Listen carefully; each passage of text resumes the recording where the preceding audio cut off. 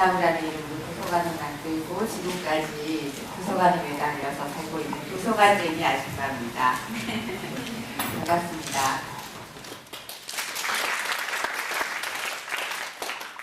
여러분, 언제 가슴이 뛰세요? 제 생각엔 지금 송명호의 강의를 듣고 나서 지금도 가슴이 뛰는 분들이 많을 것 같습니다. 우리가 사람이 살아있는지 확인할 때 심장이 뛰는지를 확인하죠. 겁이 나고 무서울 때도 가슴이 뜁니다. 누군가 근사한 사람을 만나서 사랑에 빠질 때, 그리고 뭔가 새로운 것, 어떤 걸 알게 되었거나 아니면 내가 하고 싶은 것이 생겼을 때 가슴이 뜁니다. 저는 이 세상 사람 누구도 굶어 죽는 사람이 없어야 하는 것과 똑같은 이유로 이 세상에 태어난 사람이라면 누구나 가슴이 뛰면서 꿈꿀 권리, 그래서 내가 살아있다, 이 땅에 태어나길 참 잘했다 는 느낌을 누릴 권리가 필요하다고 생각합니다. 어떻게 하면 그런 세상을 만들 수 있을까? 저는 그 가능성을 도서관에서 보았고, 그 도서관이 바로 제 삶에서 제 가슴을 뛰게 했습니다. 그 기억을 여러분들에게 오늘 살짝 나눠드리려고 합니다. 13년 전 제가 살고 있는 바로 이웃 동네죠.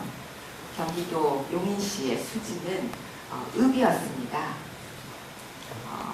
그때 막 농촌 마을에서 막 아파트들이 들어서기 시작하는 신도시로 개발이 시작되는 때였습니다. 바깥에서 아파트 땅값에 매달려서 이제 이주해온 많은 사람들이 새로 이 동네에서 자리를 잡기 시작했고, 참으로 안타깝게도 그곳에 원래 깃들이고 살던 사람들에게는 원주민이라는 이름이 붙었습니다. 그리고 원주민 마을에 사는 아이들을 언제부턴가 사람들이 세균맨이라고 부르기 시작했습니다. 그리고 또 바깥에서 들어온 아이들은 주변이 아직까지 이제 막 온통 공사장이고 문화시설 같은 게 없었기 때문에 이 아이들이 뭔가 더 많이 배워야 하는데, 뭔가 가르쳐야 하는데 문화적인 시설이 너무 없어서 남들보다 뒤떨어지는 건 아닐까 전전긍긍하는 부모들이 아이들을 차를 태우고 또는 셔틀버스에 태워서 하루 종일 학원을 돌아다니게 하는, 그래서 저는 그 속에서 양극화라는 것이 우리 삶 속에 어떻게 뿌리내리고 있는지를 확인할 수 있었습니다. 그런데 그 한복판에, 그 동네 한복판에 도서관을 만들었습니다. 느티나무 한 그루를 심는 마음이었습니다. 좀처럼 사람을 만날 수 없는 동네, 친구를 사귀게 하려고 해도 학원에 보내야 하는 이런 곳에서 사람을 만나서 경쟁보다 먼저 더불어서 함께 사는 법을 배울 수 있는 공간이 생기면 얼마나 좋을까 생각했습니다. 그리고 그곳을 책으로 가득 채우면 좋겠다고 받았습니다. 책이 우리를 얽어매고 있는 어떤 것으로부터 우리를 좀 더 자유롭게 만들어주지 않을까, 좀 더 넓은 세상을 향해서 문을 활짝 열어젖힐 수 있지 않을까 생각했습니다. 딱 거기까지였습니다. 저는 도서관학을 전공하지도 않았기 때문에 제가 도서관을 만들게 될 거라고는 꿈에도 생각한 적이 없습니다.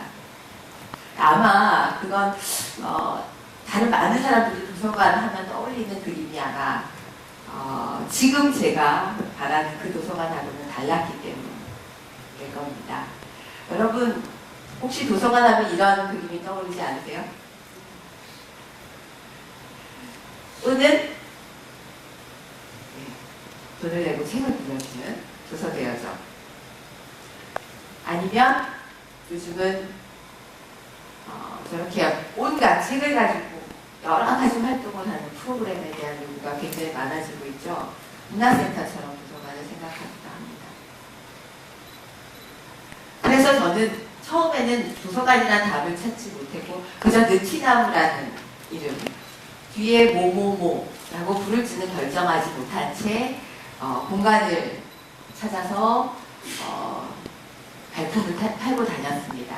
아파트 상가 지하에 40평쯤 되는 공간을 얻었는데 좀처럼 시커먼 횡한 지하실에 아무도 내려올 것 같지 않았어요.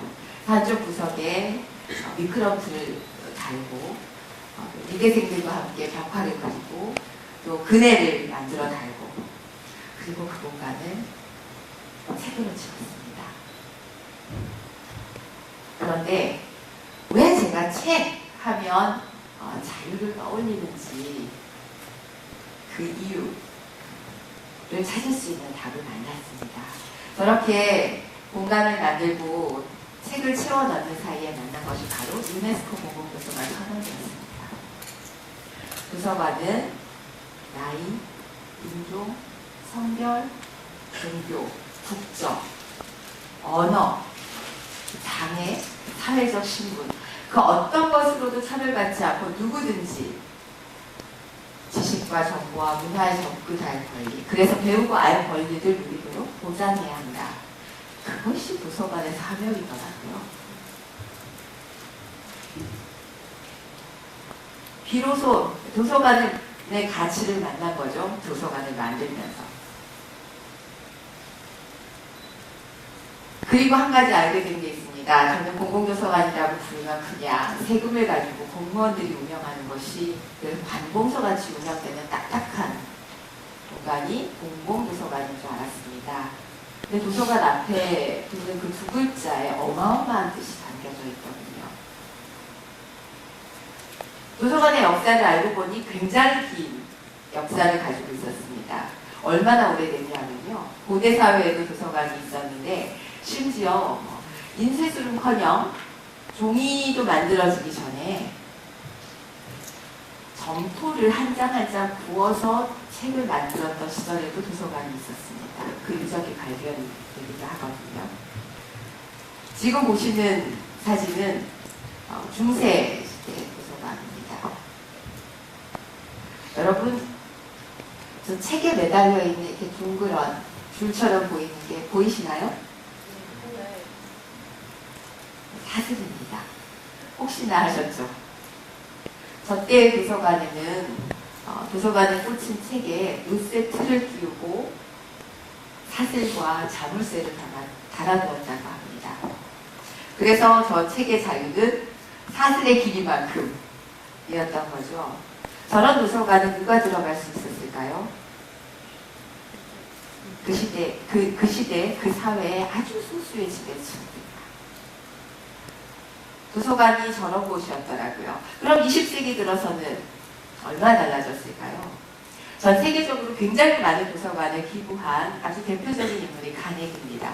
카네기 재단에서 남아프리카 공화국에 도서관 조사단을 파견한 적이 있어요.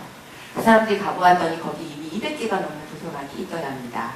그런데 그 인구의 대부분이 흑색인 또는 갈색인이었는데 그 사람들에게는 책을 읽을 수 없게 만들었더래요. 왜 그랬는지 이 사람들이 들여다보니까 바로 저런 이유였습니다. 남아프리카 영광인은 현지인 원주민이죠. 원주민을 하인으로 삼아서 그의 식사를 만들고 그의 아이 돌보고 그의 집을 청소하고 그를 자기 식으로 섬기고 심지어 그가 읽은 책을 도서관에서 빌려오고 다 읽고 나면 반납하는 일까지 할 수 있다. 그런데 바로 그 하인에게 그 책을 읽도록 허락하는 순간 더 이상 그를 통치할 수 없게 될 것이라는 걸 알고 있어요.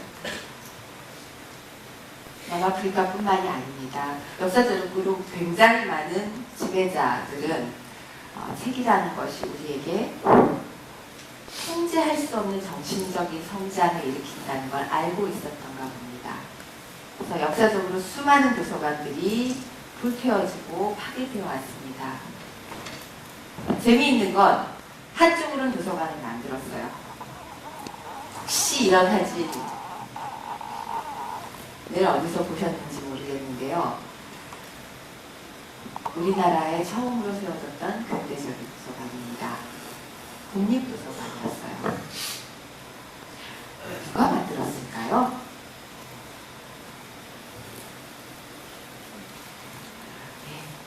총독부에서 만들었습니다. 그러니까 우리나라에서 대한도서관이라는 이름으로 1906년 정도부터 국립도서관을 만드는 준비가 이루어졌습니다. 그래서 실제로 20개 10년에는 거의 장서가 10만 건이 넘었다고 해요. 모든 준비를 갖추고 국립도서관을 문을 열려고 했는데 그때 마침 한일합방이 되면서 총독부에서 그 10만여 권의 장서를 모두 몰수하고 거꾸로 총독부에서 국립도서관을 만들었습니다. 근데 안타까운 건 여기에 보시면 이게 이제 예전에는 도서관 책 뒤에 책을 빌리면 그걸 기록하는 목록이 이렇게 컴퓨터가 없었기 때문에 종이로 된 카드가 끼워져 있었습니다. 그 카드 양식이 밑에 보면 조선 총독부 도서관, 거기서 해방되면서 이어받은 국립도서관, 도서관 이름만 바뀌었지 카드조차 똑같습니다. 우리나라가 다시 도서관이 제자리를 찾을 기회를 오랫동안 갖지 못했다는 걸 짐작할 수 있습니다. 에드디 앤더로라는 사람이 몇 년 전에 쓴 책에서 그 사람은 도서관은 카나리와 같다고 말했습니다. 문명화된 민주사회가 이렇게 회주하는 걸 가장 먼저 감지한다. 여러분 들어보신 적 있으세요? 탄광에서 사람들이 대응 속에 들어가기 전에 카나리아를 먼저 날려보낸다고 합니다. 카나리아가 돌아나오지 않으면 그 안에서 질식해서 죽어버렸구나. 너무 많이 오염됐으니 들어가면 안 된다. 이렇게 판단을 하는 거죠. 그런데 이 사람은 그 책에서 지금 선진국조차도 질식해버린 돌아오지 않는 카나리아와 같은 것이 지금 도서관의 현실이라고 얘기하더라고요. 그런데 느티나무는 그런 현실 속에서 도서관 문을 열었습니다. 아주 작은 가위를 30분을 사서 가까운 놀이터에 아이들을 보냈어요. 그래서 아이들을 금방 모아왔는데 그 아이들이 그 작은 가위를 하나씩 들고 쫙 이렇게 줄을 이어놓고 테이프 커팅 하면서 도서관 문을 열었습니다. 이날 이후로 행운의 연속이었습니다. 도서관의 희망을 하루하루 볼 수 있었습니다. 저는 우리나라 청소년들의 가장 심각한 난치병이 민혁증이라고 생각하는데요. 언제부턴가 도서관에 오는 아이들이 자꾸 하고 싶은 게 많아진다고 했습니다. 그리고 도서관에서 책을 읽는 그 독서회 모임을 하는 한 주부는 자기가 오랫동안 널뛰게 연애를 하고 결혼을 하는 줄 알았는데 이제야 비로소 아내, 며느리, 엄마, 주부 그 이름에 매달려서 내가 막 평가받으려고 동동거리는 것이 아니라 이제야 내가 한 인간의 나로 남편을 비로소 사랑하게 된 것 같다. 이야기를 하기도 했습니다. 그리고 많은 사람들이 도서관에 들어서면 이상하게 비무장지대 같다고 얘기했어요. 대체 뭐가 저렇게 만드는 걸까? 이게 뭘까? 많이 생각했습니다. 그 답도 역시 우리가 만나는 도서관의 일상에서 찾을 수 있었습니다. 여러분들께 살짝 보여드릴게요. 자, 복장의 사진에서 여러분이 뭘 보게 될까요?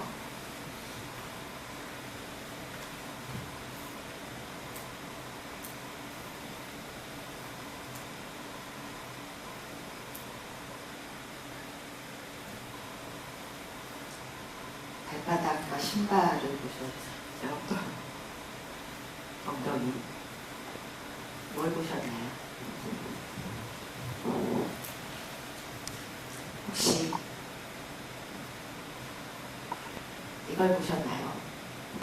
제가 날마다 만난 책과 사람을 만나는 풍경 속에는 아주 특별한 기운이 느껴졌습니다. 그 사람들의 이제 가슴이 뛰는 진도까지 느낄 수 있었고요. 그리고 또 복장의 사진을 보여드리겠습니다.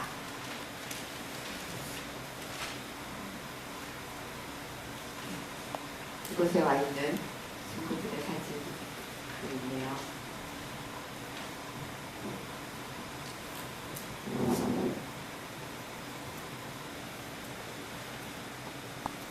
저 오른쪽 위에 사진은 제가 평균 학력을 계산해 보니까 중학교 중퇴쯤 됩니다.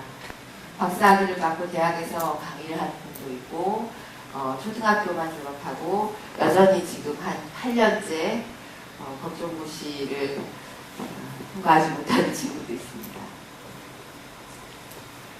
나이, 학력, 계층 어떤 것도 가르지 않고 만나는 어울림이 가능한 곳이 도서관이거든요.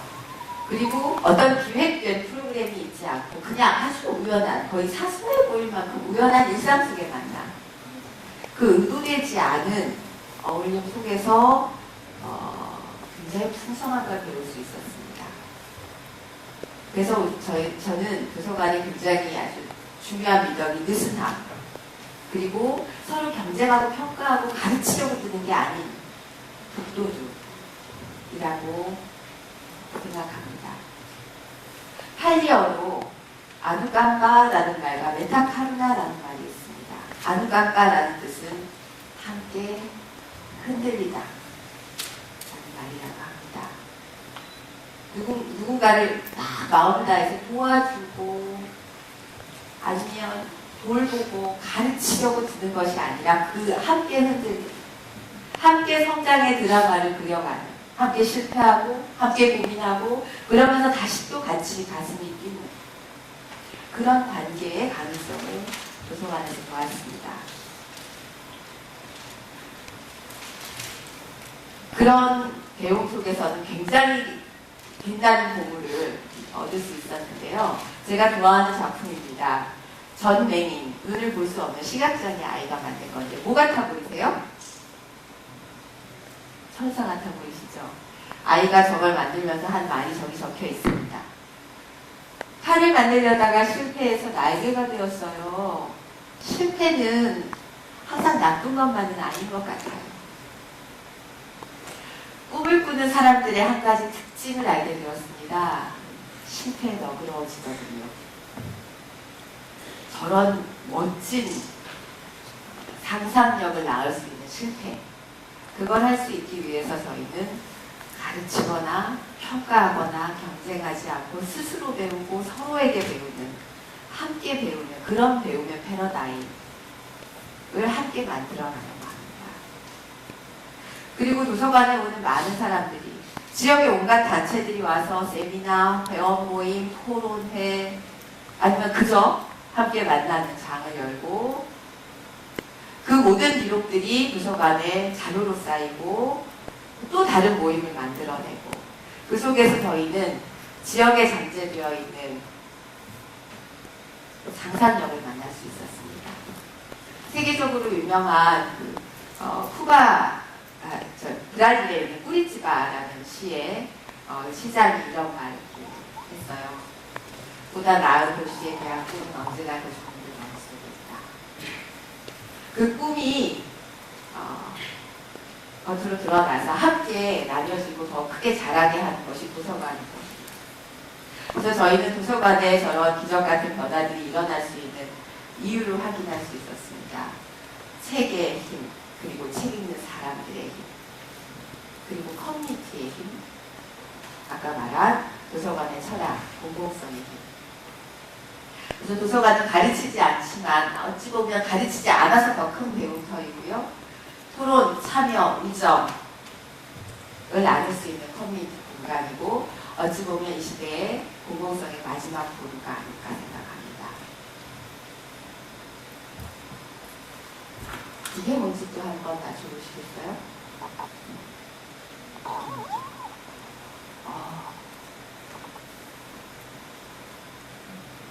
예, 적자입니다.